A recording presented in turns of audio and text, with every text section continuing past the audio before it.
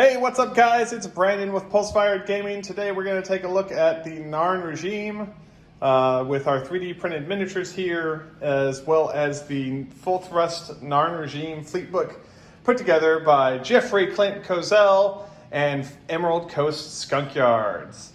Let's take a look at what we got here today. These are the ships that we have that are not on the board representing what we've got for the fleet book. So we'll take a look. These have all been 3D printed. I think you could tell that some of these are quite old as far as our personal skill here at Pulse-Fired Gaming for 3D printing. Most of these are printed in FDM, which is what your regular 3D printer would put out. Some of these are in resin, like this guy right here. This little Show Coast police cutter is resin. These Dreadknot frigates are resin, but most of these are FDM. The dazzle pattern is kind of a cheat pattern that I painted on there based on what I saw on the show, but it's not entirely accurate. But you see, you have a fairly wide variety.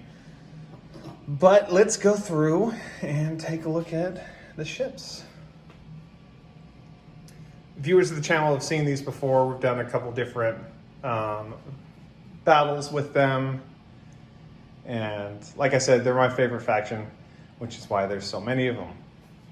All right, let's go take a look at the fleet. All right, we have the first 3 pages here of the Full Thrust Narn Regime Fleet Book for free on Emerald Coast Skunk Works. Has the credits there. Special thanks to John Tuffley for the original Full Thrust, Hugh Fisher for the cross dimension rules, Jim Klein and the Emerald Coast Skunk Works for the cross dimensions. Yeah. In page 3, they go over, why they put together this specific book and the miniatures that they used. You can see that it's a whole bunch of Babylon 5 Wars or Call to Arms miniatures, but then they also went in here and substituted some ships from outside of Babylon 5 to represent ships that they didn't have models for, like the Varnak, which was from Silent Death, and the Thentis, which was from Renegade Legion. We have our Varnak here, which is a accurate model. And then, do we have a Thentis on the board? Oh yeah, there we go. Thentis on the board right there. All right, let's take a look at the fleet book. All right, so had to check on our 3D printer over there making noises. But this time we're gonna start with the smallest ships and go up as opposed to starting with the biggest ships and going down. So the Varnak class destroyer has 2 short-range torpedoes, 4 PDS. It's got a level 4, class 4 drive, and then the standard features on there. You can see their picture is the Silent Death guy, and this is our 3D model that we print here. All right.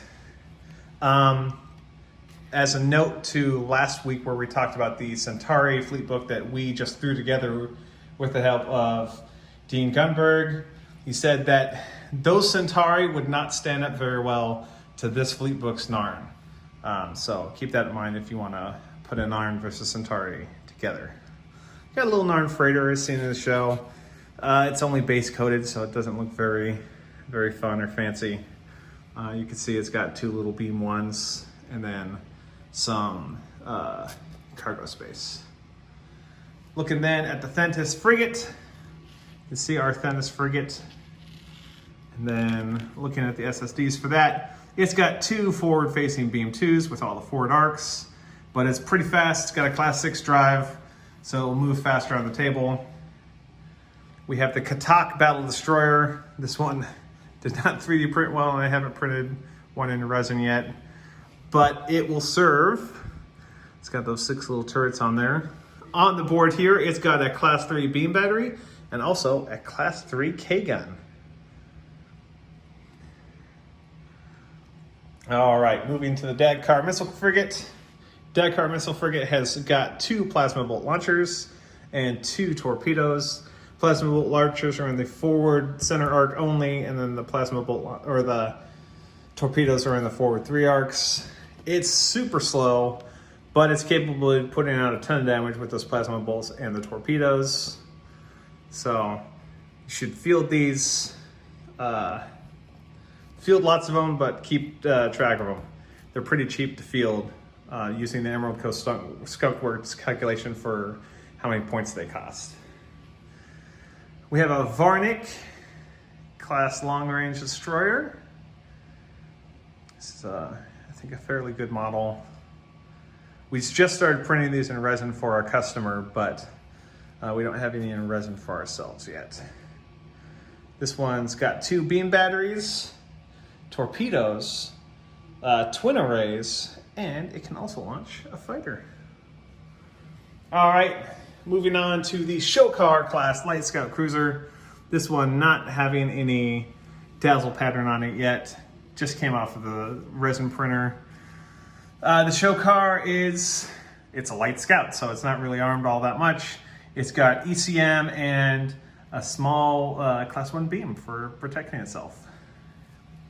All right, next we're gonna look at the T-Rack class frigate, also known as the Thanor. I'm not sure why they went with T-Rack versus Thanor, but either one will work. You see one here, a 3D model without a bridge, and then one with a bridge. Both are accurate. I think I like the bridge more. That was a model that we printed more of later on, where we started with the original one without the bridge and then added the bridge later. But taking a look at the 3D model, or the SSD rather, it's capable of launching 2 fighters. It's got 2 plasma cannons in the forward, and it's got 2 beam batteries, class 1s, that can use for anti-fighter or what have you. Like I said, they can each launch 2 fighters. I love the way that they have designed this fleet book. It's absolutely gorgeous. It's got everything that you need on the page for each of the ships. And they also include quite a few variants, as we'll see here in just a second. With the variants that you get for the Taloth was an assault carrier that we saw very briefly in the show, but it plays a very prominent role in the tabletop. These are set up as 2 different kinds of carriers. You have the assault cruiser that can launch 4 fighters, and then has 4 forward class 2 beams, and then 4 kind of area defense class 1 beams. It's also super slow with a drive rating of 2. But then you also have the Terran class heavy carrier, which can launch 8 out of its giant body. So it gives up its forward class 2 beams, but it gets twice as many fighters out of it. Kind of a beastly little guy. Let's see how much this costs to field. 638 points. I'm guessing that comes with, yeah, it does count. I think it does take into account to add the fighters in there. And it uses the standard Frazi fighter. Now, the most venerable ship in the Narn Regime Navy is the Jaquan class heavy cruiser. We see 3 different variants here represented in the fleet book. The Jaquan, the Jalan, and the Jaquaneth. And they all have different loadouts. This particular Jaquan was printed in resin, while these 2 were printed in FDM. You can see the resin one, just the details on all the engine parts pop really well, whereas these still look good, but they're not quite as detailed. Also, it helps that they're not all painted all that well. But taking a look at the armaments, this guy's got 2 plasma bolt launchers right outside the front, 4 class 3 beams, and then 2 twin arrays. Again, these aren't very fast, at drive rating of 3, but these should be nice, beefy little guys. And also an excellent mainstay naval vessel for your Narn fleet. At 5 and 11 points for the Jaquan. And then you can look at the Jalan, which has 521. The Jalan is different because it features K-guns or kinetic guns. And then the Jaquaneth is all about it looks like energy weapons. It's got torpedoes as well, where also the Jalan and the Jaquan feature a small fighter bay. The Jaquan F does not have that. So it's also a little cheaper to field. Lastly, oh no, we missed one. Going over here, we have the G. Varan Fast Cruiser. I have never been able to find some good information on the actual scale of this. So I've got it a little bit bigger than the Jaquan, but fantastic little ship. Again, this one is missing one of its back fins because it didn't 3D print well. The models that we feature on here, a lot of them are basically from the earliest time that we're 3D printing, where we're actually much better at it now than we have been before. But this kind of represents the whole gamut of what we have done for 3D printing. Anyway, you can see it is kind of all over the place. It's got fighters and interceptors and class 3 beams and K-guns and twin arrays. And is that a plasma bolt launcher? Yes, it is. So just kind of crazy. All right, now we've got our last two, the big mamas. The Katoch class Dreadknot and the Katoch class Super Dreadknot. The Katoch is kind of like, it's a dreadnought, so it's kind of the biggest ship that you would field in a Narn fleet normally. It's got all of the goodies. Look at just all of the weapons that are represented there. It's got fighters. It's got Gorith bombers. Well, technically they're classified as interceptors here, but you know, and the model itself. Katoch is available. I think you can download it from Thingiverse. This is a modified version of the Thingiverse model. And then the Katoch, which this Katoch does not have a bridge unit on it, but the ones that we print nowadays do. The Katoch is just crazy amounts of damage able to be put out. Class 5 K-gun, Class 2 plasma bolt, 4 Class 3 beams, pulse torpedoes, twin arrays, Class 1 beams for PDS, 2 sets of fighters, and 2 sets of interceptors able to be put out. Again, it's a super slow beast, but it's going to be the biggest ship that you field from the Narn regime at 862 points. Well, this has been our fantastic retrospective on the Narn regime.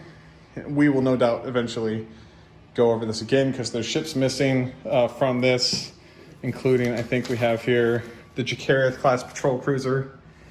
For a long time, I didn't have a 3D model for the patrol cruiser, so I didn't print it out, but that is what's printing on printer number 3 over there right now.